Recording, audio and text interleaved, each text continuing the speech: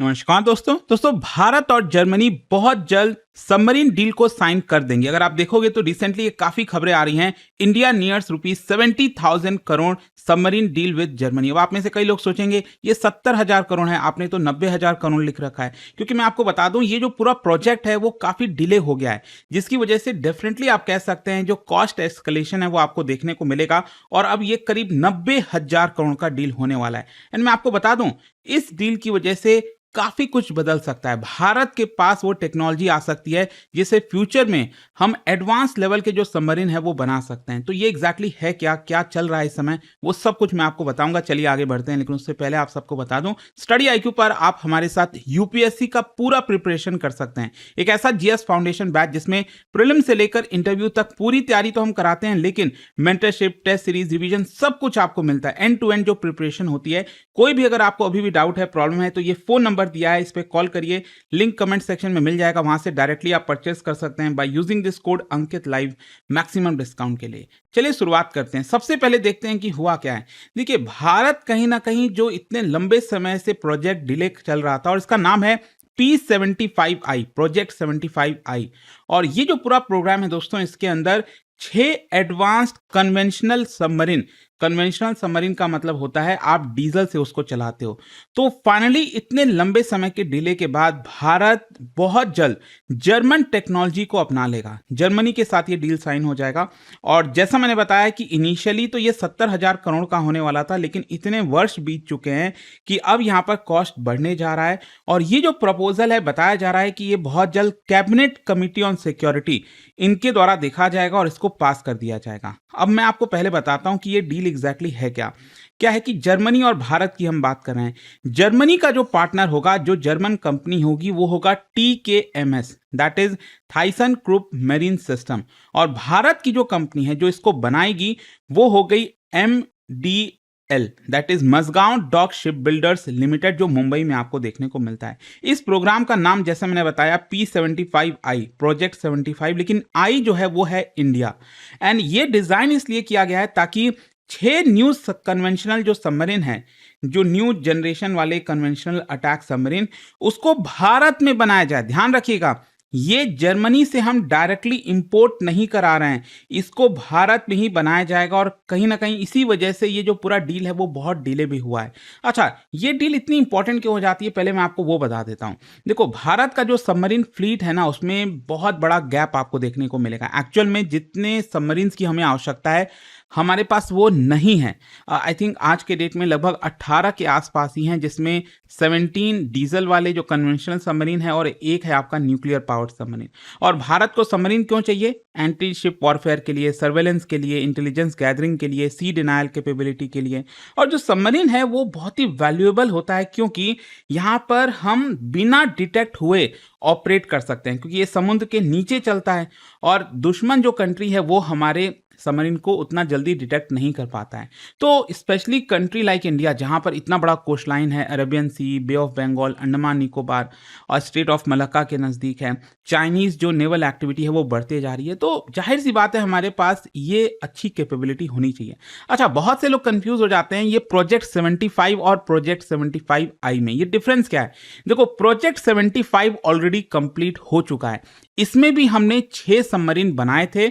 ये हमने फ्रांस की जो कंपनी है उनके साथ मिलकर बनाया था। और जो प्रोजेक्ट 75 है ये भी कन्वेंशनल डीजल इलेक्ट्रिक था, लेकिन ये जो प्रोजेक्ट 75 आई है ये एडवांस लेवल का जो कन्वेंशनल डीजल इलेक्ट्रिक है वो होगा। इसमें भी आपका MDL जो Mazagon dock ship builders limited है उन्होंने बनाया था, और इस बार भी वही बनाएंगे। और सबसे इंपॉर्टेंट जो चीज है ना, जो डिफरेंस है दोनों में, कि जो प्रोजेक्ट 75 था उसमें AIP वाली टेक्नोलॉजी नहीं थी, एयर इंडिपेंडेंट प्रोपल्शन, जिसकी वजह से जो सबमरीन है बहुत लंबे समय तक पानी के नीचे रह सकता है। लेकिन यहां पर इसको मैंडेटरी कर दिया गया है। प्रोजेक्ट 75I में ये टेक्नोलॉजी होनी चाहिए, और इसके बारे में मैं आपसे डिटेल से चर्चा करूंगा अभी आगे वीडियो में। अच्छा, डिजाइन अगर आप देखोगे तो प्रोजेक्ट 75 में स्कॉर्पियन क्लास, कलवरी क्लास जो आपने सुना होगा, और यहाँ पर जर्मन डिजाइन आपको देखने को मिलेगा। और जैसा मैंने आपको बताया प्रोजेक्ट 75 ऑलरेडी खत्म हो चुका है। जो आखिरी सबमरीन था छठा, दैट इज INS वागशीर, ये ऑलरेडी जनवरी 2025 में डिलीवर कर दिया गया था।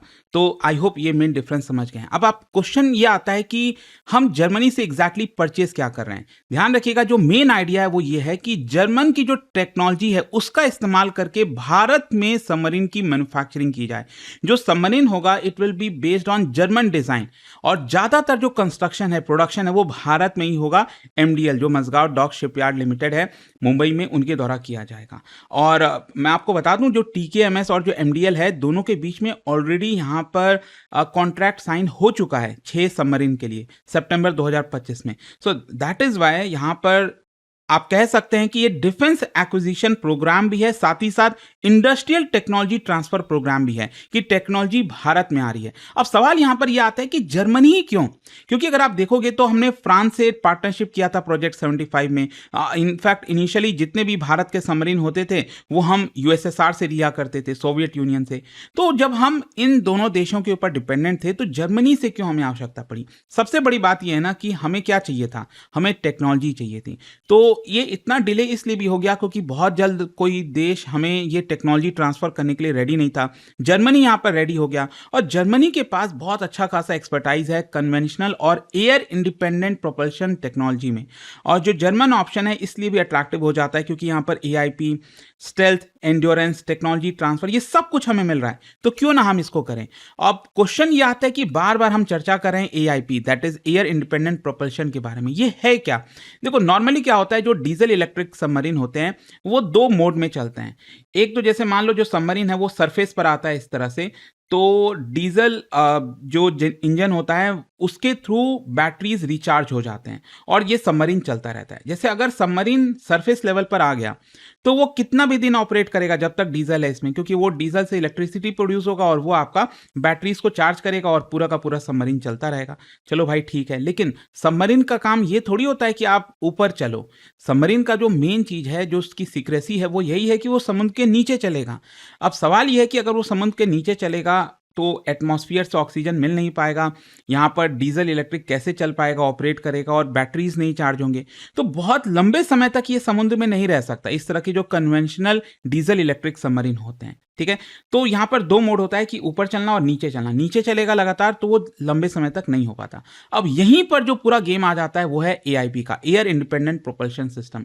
ये बेसिकली जो कन्वेंशनल सबमरीन है उसको अलाउ करता है कि वो विदाउट एटमॉस्फेरिक ऑक्सीजन भी जो कन्वेंशनल डीजल इंजन है उसको ऑपरेट कर सकता है। इसका मतलब ये हुआ कि जैसे सपोज मैं कह रहा हूं कि 5 दिन तक अगर ये इलेक्ट्रिक सबमरीन चल सकता है, डीजल इलेक्ट्रिक सबमरीन पानी के नीचे, लेकिन अगर हम इसमें एआईपी वाला टेक्नोलॉजी डाल देते हैं तो ये और कई दिनों तक पानी के नीचे ऑपरेट कर पाएगा, क्योंकि इसको एटमॉस्फेरिक ऑक्सीजन की जरूरत नहीं पड़ेगी। तो ये जो टेक्नोलॉजी है इसी को हम एयर इंडिपेंडेंट प्रोपल्शन कहते हैं। इसका मतलब एक्सपोजर कम होगा। और देखो, सबसे बड़ी चीज यही होती है कि सबमरीन जितना ज्यादा पानी के नीचे रहे उसका एक्सपोजर कम होता है और दुश्मन देश को उसके बारे में पता नहीं चल पाता। अब क्वेश्चन ये कि पानी के नीचे रहना इंपॉर्टेंट क्यों है? सिंपल सी चीज है, आज के मॉडर्न नेवीज क्या करते हैं, जैसे मान लो अगर हमारा सबमरीन है और उधर पाकिस्तान, चाइना, अगर इन लोगों को पता लगाना हो तो ये लोग मैरी टाइम पेट्रोल एयरक्राफ्ट, जो हेलीकॉप्टर्स हैं, सरफेस शिप हो गए, सोनार, सैटेलाइट, इन सब की मदद करके हमारे सबमरीन को पता लगा लेंगे। लेकिन अगर यही सबमरीन पानी के अंदर है, नीचे है, तो इसको पता लगाना बहुत मुश्किल हो जाएगा। सो सबमरीन की जो स्टेल्थ एंड्योरेंस है वो बढ़ जाती है एयर इंडिपेंडेंट प्रोपल्शन लगाने से। अब क्वेश्चन ये आता है कि अगर ऐसा ही है तो भारत न्यूक्लियर सबमरीन क्यों नहीं बना लेता? क्योंकि न्यूक्लियर सबमरीन तो आप बस पानी के नीचे रखे रहो, क्योंकि न्यूक्लियर टेक्नोलॉजी से लगातार इलेक्ट्रिसिटी जनरेट होगा, तो वो तो कितने भी दिन तक पानी के नीचे रह सकता है। देखो, इसमें एक डिफरेंस है। न्यूक्लियर प्रोपल्शन की वजह से हमें लॉन्ग एंड्योरेंस तो मिल जाता है, वाटर स्पीड जो है, अंडर वाटर स्पीड भी सस्टेनेबल रहती है, कन्वेंशनल फ्यूल का जो लिमिटेशन है वो नहीं रहेगा। लेकिन जो न्यूक्लियर सबमरीन है वो टेक्नोलॉजिकली बहुत कॉम्प्लेक्स होता है, उसको बनाना बहुत ज़्यादा एक्सपेंसिव भी होता है, और यहाँ पर जो टर्म्स ऑफ रिएक्टर टेक्नोलॉजी है वो भी काफ़ी डिमांडिंग होती है, स्पेशलाइज्ड इंफ्रास्ट्रक्चर और पर्सनल के ऊपर डिपेंडेंट होता है। तो आप इतनी सारे दिक्कत रखोगे, इतना महंगा पड़ेगा, इतना कॉम्प्लेक्स चीज़ें होंगी, और वो भी न्यूक्लियर की बात है। तो इसी की वजह से यहाँ पर ये सबसे सही तरीका होता है, स्पेशली उन कंट्रीज के लिए जहाँ पर रीजनल कंट्रोल चाहिए। और भारत के लिए आप कह सकते हैं कि कन्वेंशनल और साथ ही साथ जो न्यूक्लियर सबमरीन, दोनों ही इंपॉर्टेंट है। अगर हमें अपना कोई बहुत लंबे दूरी के लिए सबमरीन को भेजना है, ऑपरेट करना है, तो न्यूक्लियर वाला चलो समझ में आता है, लेकिन अगर हमें अपने इंडियन ओशन में आसपास करना है तो जो एयर इंडिपेंडेंट प्रोपल्शन वाली टेक्नोलॉजी अगर हम लगा लेते हैं डीजल इलेक्ट्रिक में तो वैसा ही काम कर जाएगा। अच्छा, अब सवाल ये आता है कि फिर इस प्रोजेक्ट में इतना डिले क्यों हो गया? क्योंकि मैं आपको बता दूं, बड़ा इंटरेस्टिंग है कि 2021 में जाकर जो आरएफपी होता है, रिक्वेस्ट फॉर प्रपोजल, वो डिफेंस मिनिस्ट्री ने इशू किया था और 2021 के कई साल पहले ये प्रोजेक्ट को कंसीव किया गया।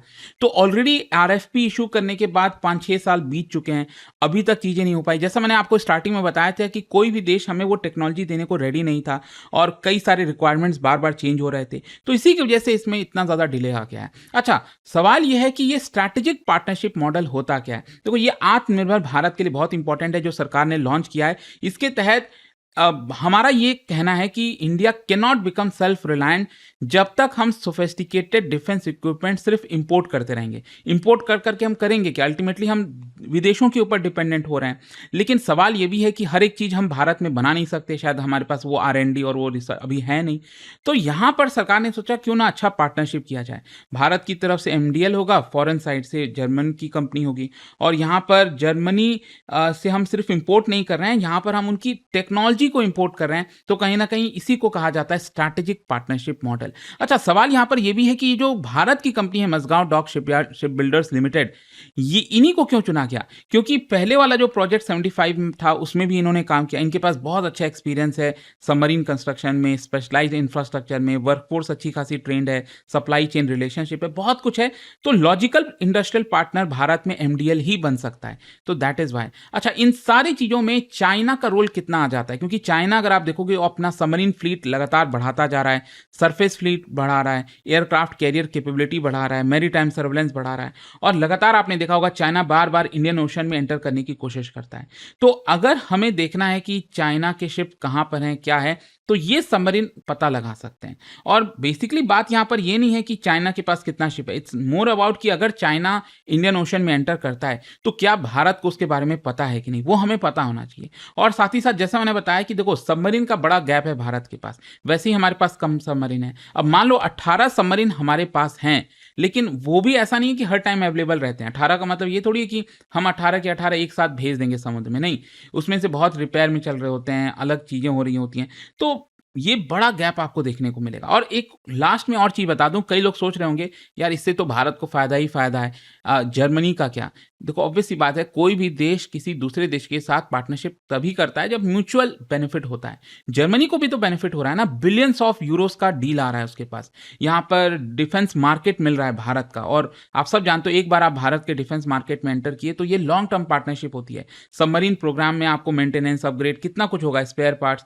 तो उससे जर्मनी को फायदा होगा, स्ट्रैटेजिक रिलेशनशिप भारत के साथ बढ़ेगा, काफी कुछ है यहाँ पर। आई होप इस वीडियो के थ्रू जो एक खबर आई भारत और जर्मनी को लेकर सबमरीन डील, आई होप आप समझ गए होंगे। और जाने से पहले बहुत ही इंटरेस्टिंग क्वेश्चन, क्या बता सकते हो सबमरीन टेक्नोलॉजी में जो ये एब्रीविएशन है SSBN, इसका मतलब क्या होता है? What is SSBN?